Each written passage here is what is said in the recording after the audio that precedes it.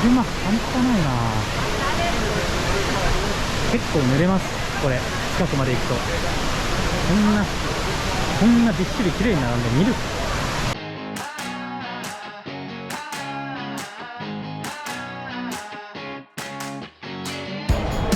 改めましておさわです。本日は、帰国当日になるので、チャンギ国際空港に隣接しているジュエルという、複合施設を案内していきたいと思います。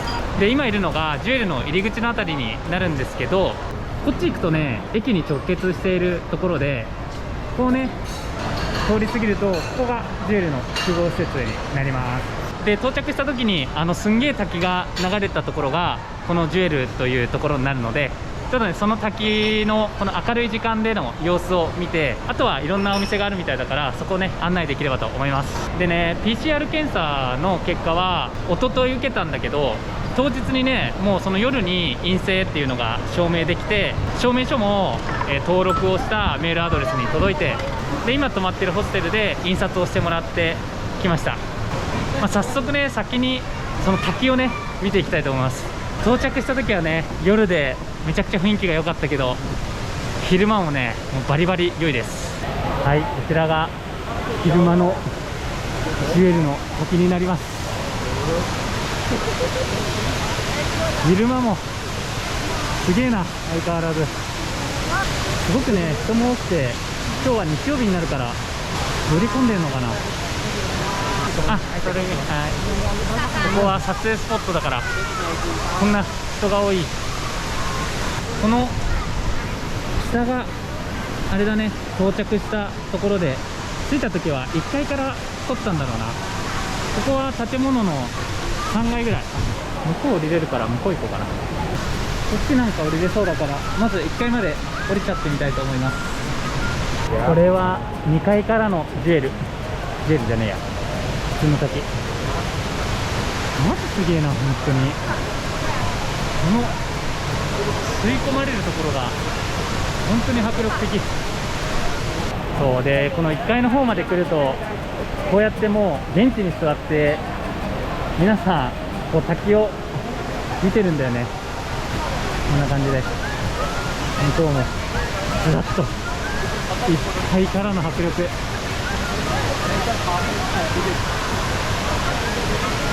結構濡れますこれ。近くまで行くと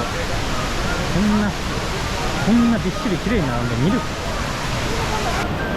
ごいわマジで。お、冷た。すんごい近くで見るとこんな感じです。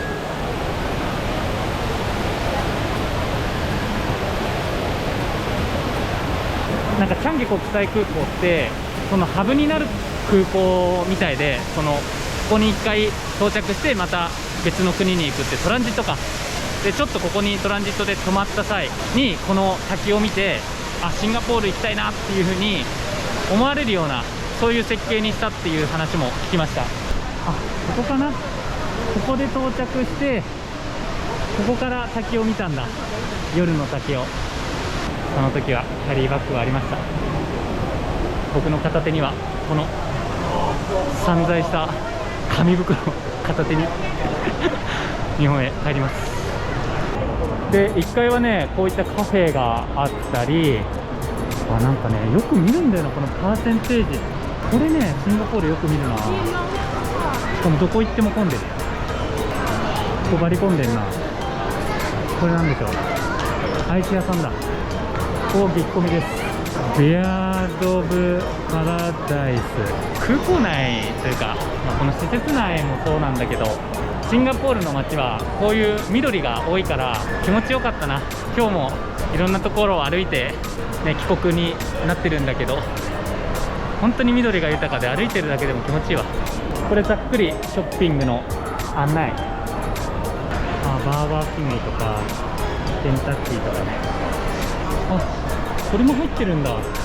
これ前食べたソンファーパクテーのお店。これ入ってんだ。これ食べようかな。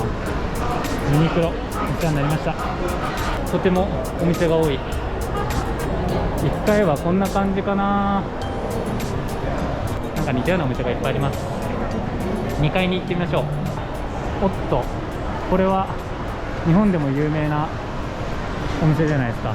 読み方がわかんないですけど、キムホワンなんか有名なお店みたいです。ここは2階だけど洋服とかラーメン下です。日本でも有名な。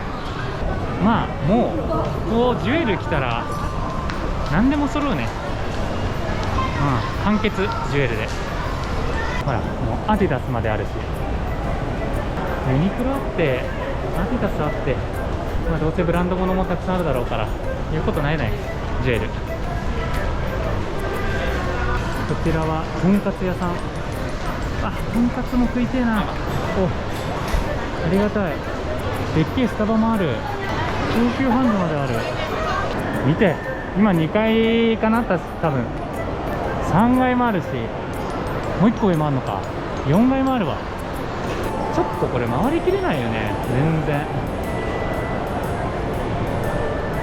なんかね、各階特にね変わり映えしないというか、まあありそうなお店がいっぱいあるから、なんか目的地決めて行けば何でもあるって感じかな。ちょっと今ね最上階4階まで来て、4階から滝を見てみてご飯でも食べようかな。で4階からの滝さんです。多分ここモノレール通るところだ。線路があるもん。なんか橋なんか煙出てきた。スモークみたいな。何の演出だから。このジュエルの楽しみ方は、目的持ってお店に行くか、あとはその滝をね1階から4階からいろんなところからね見ることができるんだけど、それが楽しみの一つかな。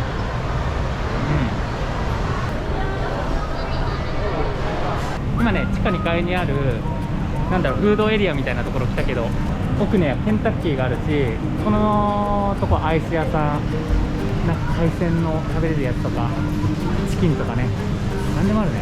でさ、ここもちょっと見そびれるところだった。これ地下2階から見る滝の部分だ。これうわー、ここもすげえ。上から下どうなってんだろうと思ったのがここだ。うわー、ここもすげえ。このジュエルの滝は地下からも楽しめることを最後知れてよかったです。地下のねポーカーみたいなところに来て、屋台が並んでるところに来て、最後の晩飯はこちらに来ました。こちらチキンライス、そしてチキンヌードル、贅沢にも2品。ただこれで1000円でございます。いただきます。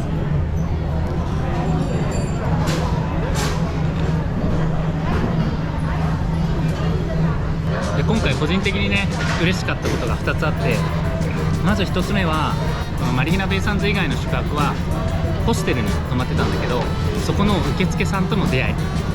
なんかこうバッグをなくしたからいろいろと相談に乗ってくれたり、なんかね毎晩ねその作業するスペースみたいなところがあるんだけど、そこでいるとなんかね果物くれたりとかポテトをくれたりとか、いつも気にかけてくれて、本当にね優しい方だった。3名ぐらいいらっしゃったんだけど、本当にどの方もいい方。マジでね今回感動した、その方々と出会いが。でそのホステルめっちゃおすすめだから、概要欄に宿泊先のリンクを貼っとくので、ぜひね、まあ抵抗がない方、個室にはならないから抵抗がない方になるけど、そういった方には本当におすすめのホステルです。マジで良かった。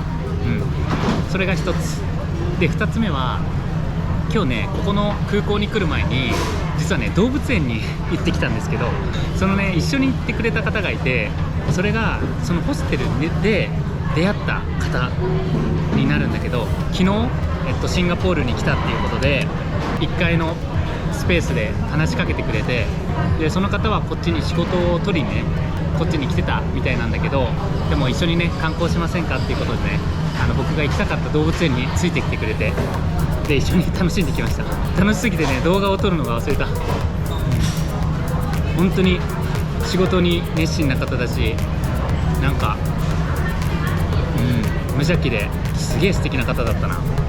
それが2つ目だから、こういう人との出会いがね、僕的にはすごく嬉しい。人付き合いがうまい方じゃないけど、でもこうやってやっぱ海外来るとさ、どうにかしてコミュニケーション取らなきゃいけない時とかがあるから、それで磨かれてる気がして、自分の成長が嬉しいね。それにしてもポーカーがうまいです。はい、ということでね、この後は23時ぐらいの、飛行機に乗って、朝7時ぐらいに成田空港着の飛行機に乗って日本に帰ります。今回のシンガポールはね、いろいろ経験ができて勉強になったし、荷物はね、肩身離さず持ってるっていうことを勉強になりました。本当にね、シンガポールの一人旅も最高でした。今回、旅中にインスタライブとかをねやってみたりとかして来てくださった方ありがとうございます。今後もね、旅中にライブなんかをやっていきたいと思ってますので、この YouTube のチャンネル登録もお願いしたいし、あとはインスタの登録もぜひよろしくお願いします。では今回のシンガポールはそちらでお会いさせてもらおうと思います。また次の一人旅でお会いしましょう。バイバーイ。